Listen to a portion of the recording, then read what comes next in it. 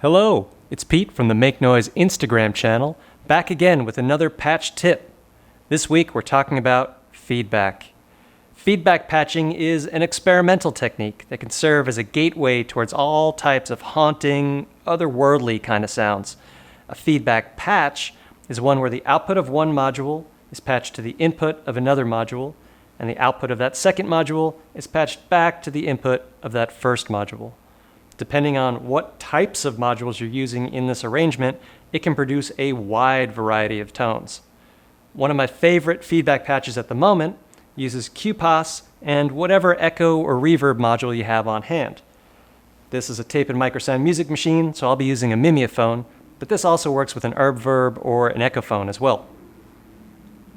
To start, we'll patch one of the low-pass outputs of QPAS. I'll take the left one to the left input of the Mimeophon,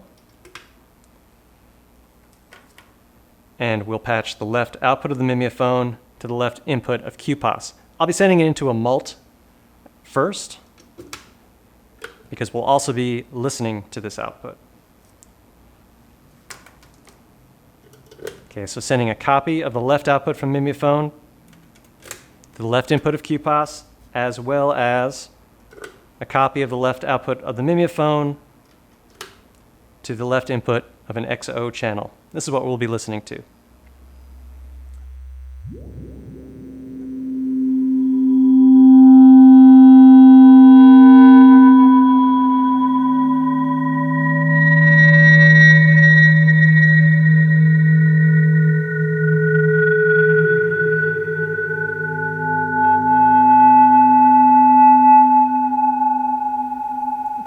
Pretty cool already, but there's a lot more we can do.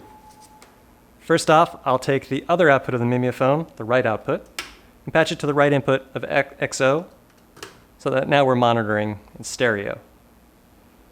I'm also going to enable SKEW and offset the left and right times from the Mimeophon to give a little more range to the sound. Let's hear what that does.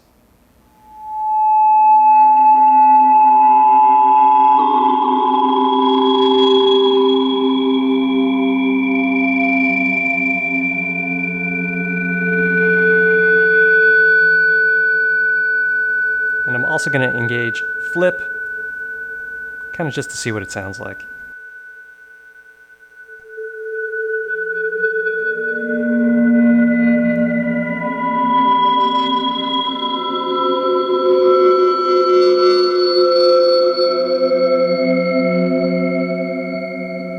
Honestly, it's not much of a difference, but I'm going to go with it for blinking lights reasons.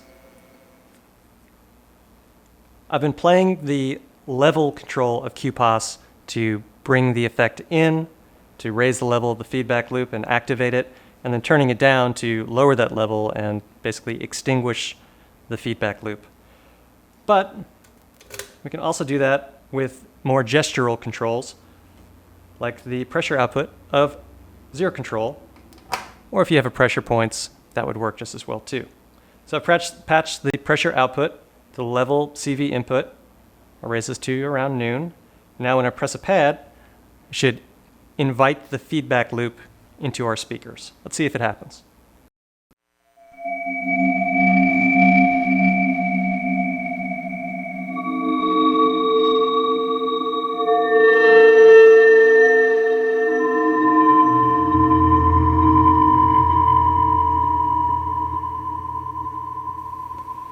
One of the reasons I love using QPAS in feedback type patches are the RADIATE controls.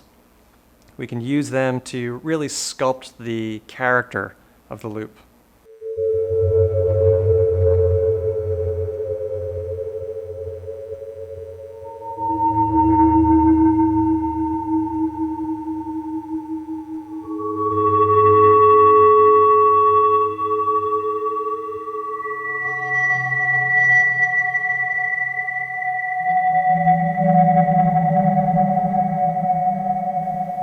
Gives us an extra level of control over the sound. Now, if we want to automate the level control, that's completely doable.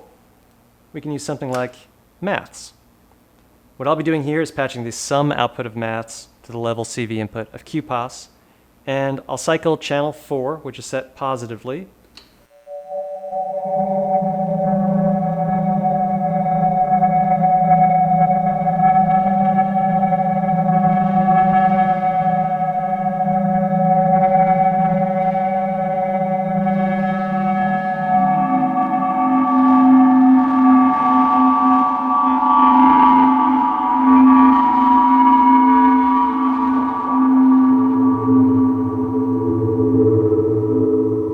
So now as channel 4 rises, the level rises, and as channel 4 falls, the level falls. It's cool, but where it really shines is when we bring in another cycling maths channel, channel 1, and have it set negatively. So when channel 1 rises, because it's set negatively, the overall level from the sum output drops. And so in this way we can introduce more variation.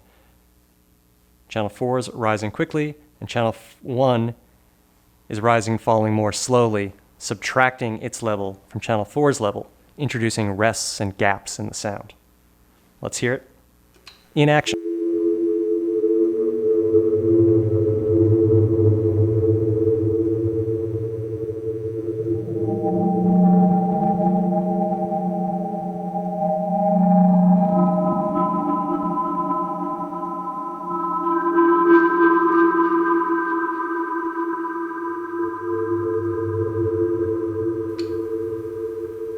If we want to keep automating things, we can take the end of rise output from channel 1, again that's the slower of the two channels,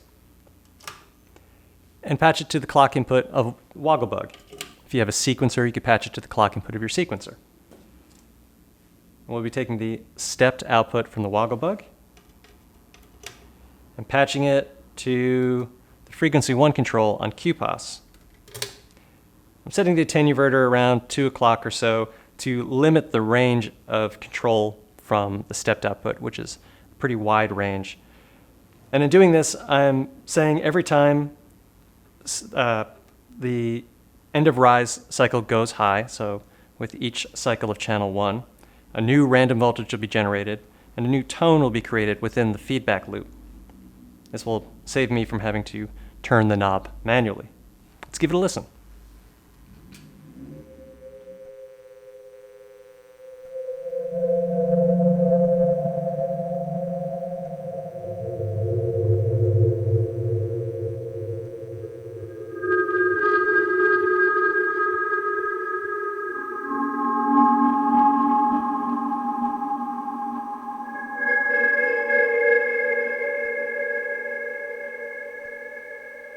It's pretty cool.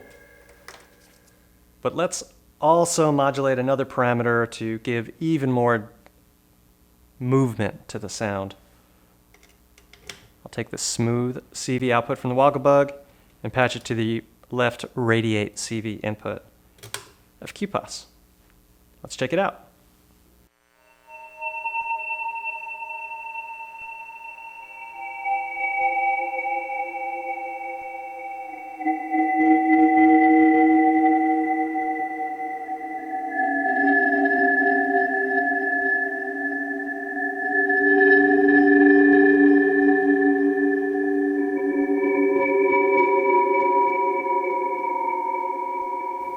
And one more idea is to have this faster cycling channel 4 be a little less regular. To do that, I'll patch the Woggle CV out to one of the center channels of maths. I'll be using channel 3 here. I'll patch the output of channel 3 to the both CV input of channel 4. So now as this woggle voltage woggles, the overall time base of channel 4 will also woggle. We can set the amount of change with the channel 3 attenuverter, and we'll experiment with that and see how it affects the sound.